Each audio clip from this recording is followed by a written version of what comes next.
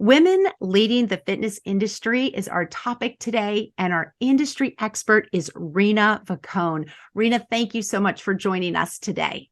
Thank you for having me, Dory. It's great to be here. Yeah, so it's really exciting. You are the founder and CEO of Passion Fit, which is a health, wellness, and fitness company.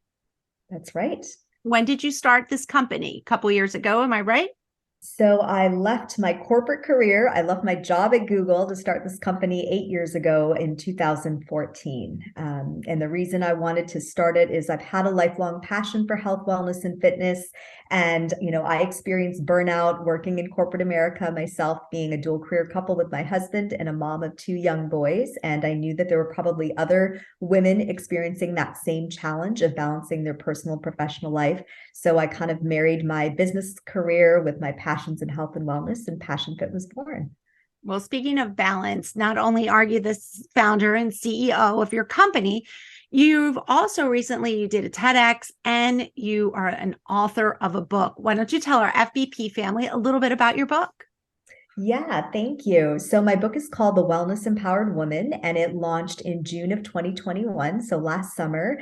And the whole focus of the book is, it's part female empowerment, it's part professional development, and it's part health and wellness. And I share my own stories of, going through burnout, trying to manage, my work and home life. I talk about my passions for health, wellness, and fitness, and how I was really able to incorporate that into my business and brand. And then I share anonymous stories of many of my clients. I work with thousands of clients, women, different organizations on, how to create wellness, how to move more, how to eat well, how to manage stress and pursue their passions, because ultimately I do think that that can lead to wellness. So it's just a really interesting read. You're going to feel like you're talking to a girlfriend in a coffee shop, and it's non-judgmental, it's real, but it's also very positive and uplifting. And yeah, feel free to check it out. It's available on Amazon and barnesandnoble.com. And we'll also make sure that we put an active link to your book so that all of our FBP family out there can just one click and get right to your book so they can take a look at it. Thank you so much. Reena, you mentioned about burnout is real.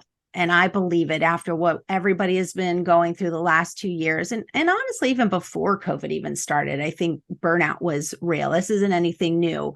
What are your thoughts? Because I'm curious on the state of burnout, both physical and as far as mental health.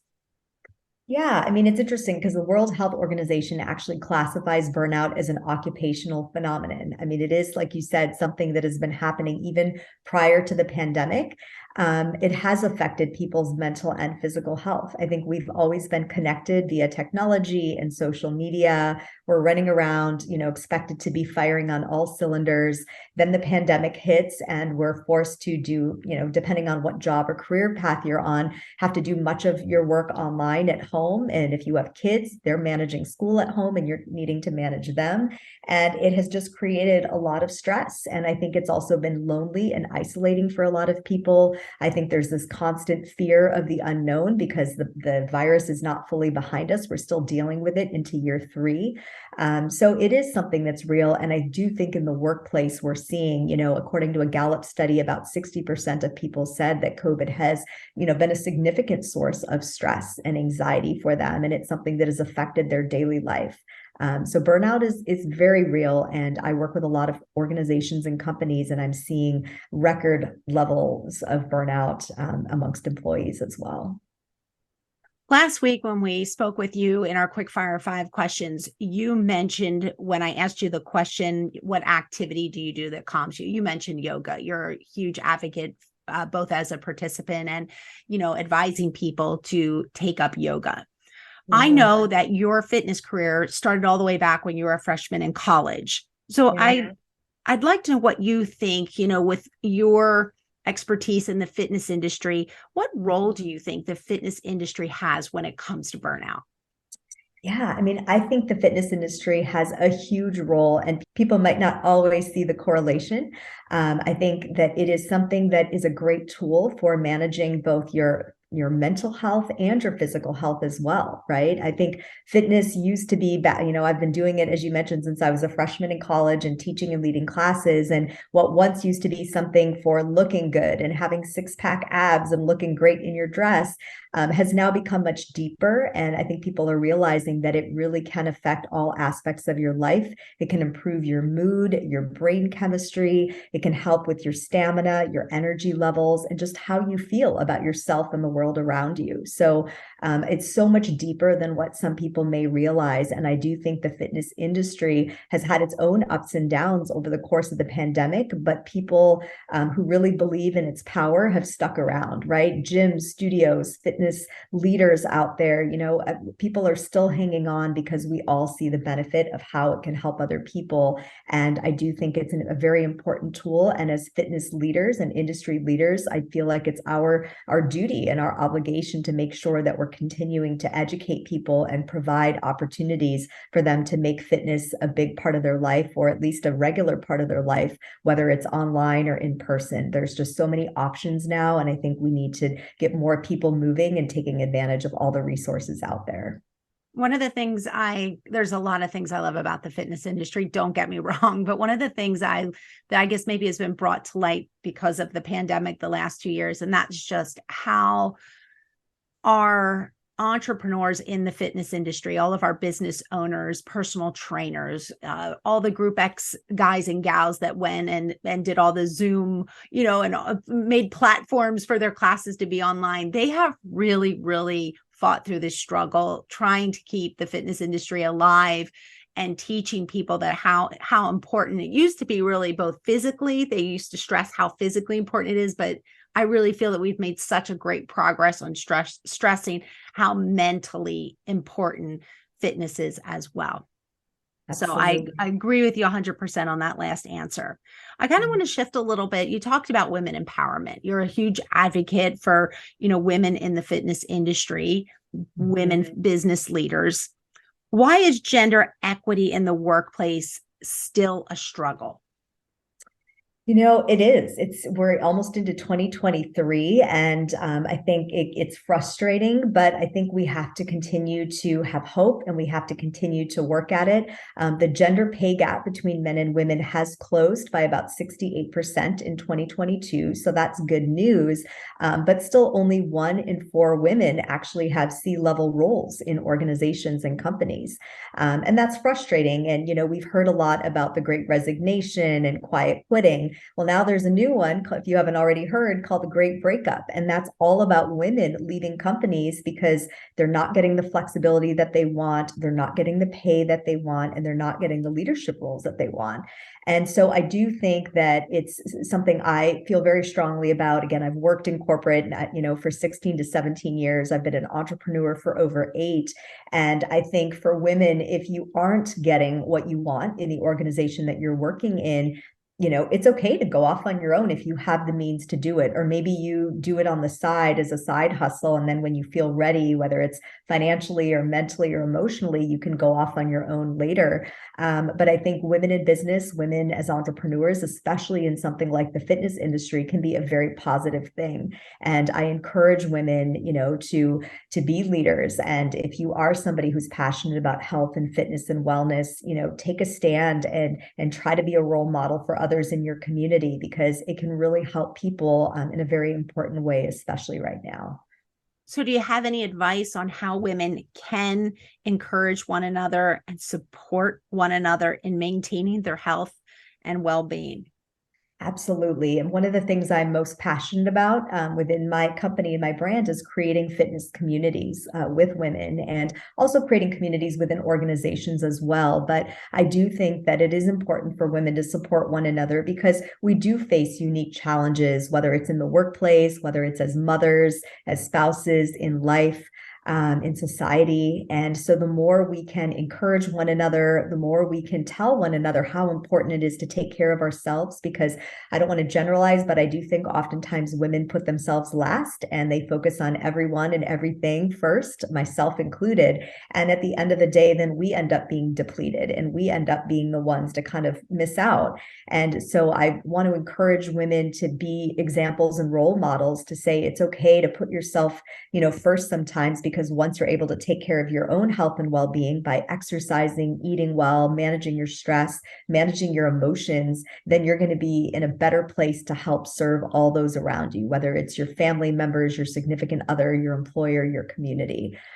So I just encourage women to find that community, find that camaraderie, because there are strength in numbers. And when we have people who are like-minded and we understand each other and we have accountability to one another, I think it can just create really amazing things and amazing results.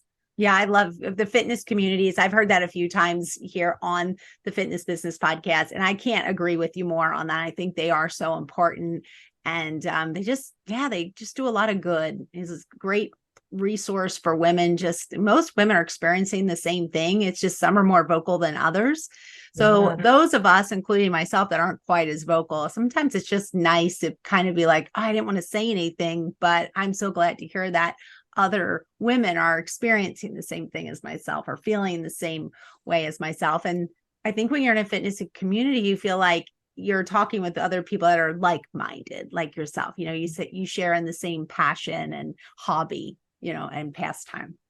Exactly. And I think then you can, like you said, you can share the struggles too. It's not only about pumping everyone up and being positive 100% of the time. It's saying, I'm not feeling motivated. I am feeling burnt out. I am feeling, frustrated or having body image issues or going through something, whether it's pregnancy or menopause or something in between. I mean, there's so many health issues that women also face in different stages of their life. And fitness can be something that can really help during each of those stages. And again, having that community and having women that you can talk to that get it can really go a long way in making each of those life stages easier to go through.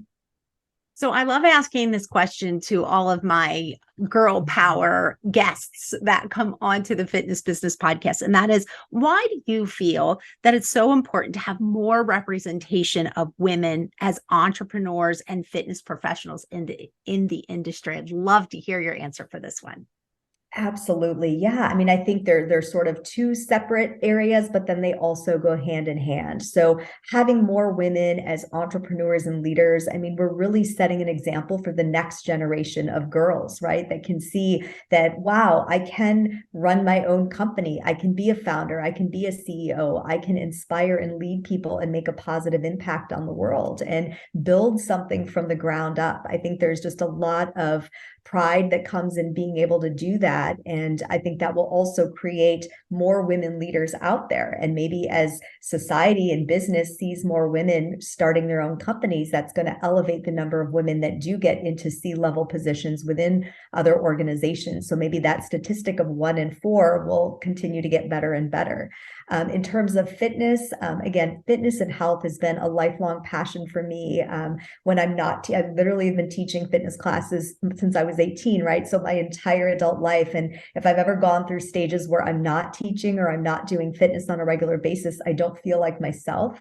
And so I just kind of feel and know firsthand how much it can positively impact your life. And you don't necessarily have to be an instructor or a trainer or a coach if that's not your thing. Maybe it's just an enthusiast, and not even just, that's not even the right word, an enthusiast that goes, to classes and promotes it and, tries to get people excited and passionate about it as well. But again, fitness is something that's more than just, physical, working out your body to look a certain way. It's about creating hope and creating community and being healthy and well and empowered. And that can affect all areas of your life, whether it's in your professional life or your personal. So I think there's just such power in fitness, such power in women in communities, and power in women in businesses as entrepreneurs. So I'm just very passionate about all of it.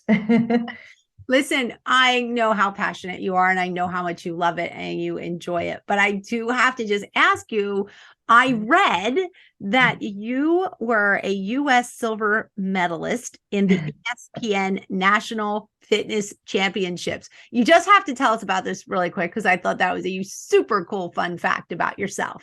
Oh my goodness. Well, thank you. You did your homework. So I appreciate that you know that. This was years ago.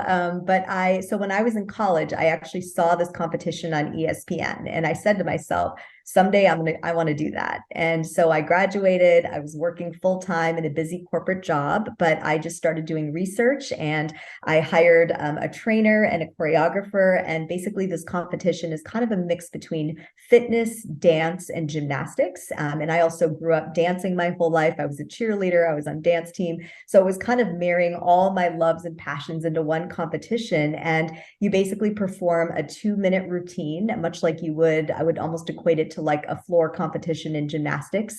And you're up in front of judges and there's a technical judge, there's a creative choreography judge, and then, kind of the level of difficulty in your physical fitness. And you can put different elements in the routine. It's choreographed to music, but it's really demonstrating your strength, your cardiovascular, abilities and your flexibility. And I competed for several years and I placed in the top 10 my first year in San Francisco. Then I placed first in my division in LA.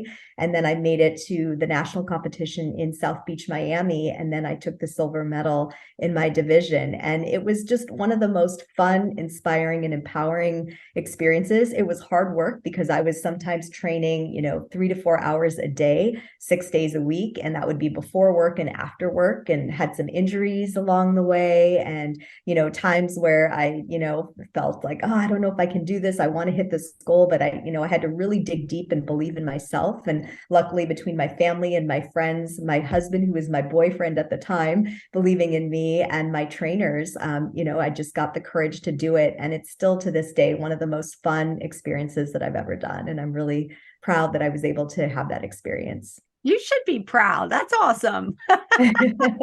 Thank you. And it did air on ESPN. So we had like 7 seconds where they showed us.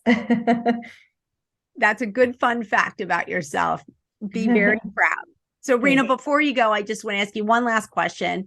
And I'd love, again, for our FBP family, if you could maybe just give us advice or maybe an example of how you feel women in the fitness industry can lead by example. Absolutely. So I think there are a couple of things you can do. If you do want to teach or coach or be a personal trainer, go out and get your certifications. American Council on Exercise, the Athletic Fitness Association of America. There's so many great ones out there. Do your homework, do your research, get certified, because I do think that's very important to make sure you're educated on things like anatomy and physiology and safety. But then go out there and start teaching classes or working with clients and leading people. Another thing I would say is whether you're teaching it or organizing it, look for ways to create events in your local area and team up with local businesses, maybe team up with a charity and make it a charitable cause. That's a great way to do good and get the community involved in fitness. And then the third thing I would say is if it is something you want to pursue as a business, come up with a business plan and maybe look at what aspect of fitness or wellness is interesting to you. My business is holistic, so I do focus on fitness, but I'm also trained and certified in nutrition and behavior change and mindfulness, as well as employee well-being and corporate wellness. So take the and yoga as well, but take the aspects for you that, just really resonate with you, and then focus on how you could create a product or a service or even content. Start with content, whether it's a blog or a YouTube channel, and just get out there and start sharing your messages with the world. And I think it will really allow you to see where you want to focus and what's resonating with other people. And hopefully that could lead to something greater than you could even imagine. So I would say go for it. And as the motto of my company, Passion Fit, pursue your passions, be fit, and the rest will follow. And I truly believe that. Well, that was just a way to knock it out of the park with an ending. Great job. I'm leaving it right there. We're going to cut right to music when I edit this. That was so inspirational. Oh, you're so sweet. Good Thank you. Well, job. your energy, I think we have great, Yeah. energies together. So it I'm was so like, fun to talk with you. I'm not saying anything to that. I'll let the music go right to the outro of the music, and then I'll come back with a voiceover. I was not interrupting. That was awesome. What are your top 3 tips for inspiring women to follow their fitness passions? That's a great question. So, what I would first start off with is thinking about what types of fitness activities bring you joy, right? And that could stem back to even your childhood. Were you really into playing tennis? Were you into dance? Were you into gymnastics or running? Whatever it is, I think looking back at the types of activities that make you happy and excited would be the first step, because if you're passionate about it, you're going to get excited. It's going to naturally motivate you, and then you're going to keep doing it. So that would be the first thing. I would say the second tip I would have for pursuing your passions in fitness is to get involved in, different types of classes, or maybe you're really into hiking or skiing. So finding a group that you can participate with and go for hikes with on the weekend, or a ski team that every weekend you go and ski with them on the weekend. Maybe go so far as to pick competitions. Just like we were talking about earlier, I'm so passionate about fitness and dance that I went out and found a competition and trained for it and competed in it. Marathons are another great example if you're a big runner. The third thing I would suggest is to find that community. And that somewhat goes hand in hand with if you're finding a team or classes. But even beyond that, I think finding people who are part of a community with an activity that you enjoy, and if they're equally passionate as you, then you can really team up together and participate together. It's something that you can all look forward to, getting a group together and inspiring other people. And who knows where that can lead. So I would say the first thing is just to find what brings you joy and what sparks that passion in you, and then go for it and get involved and get with other people that are just like you. Okay, that's a wrap.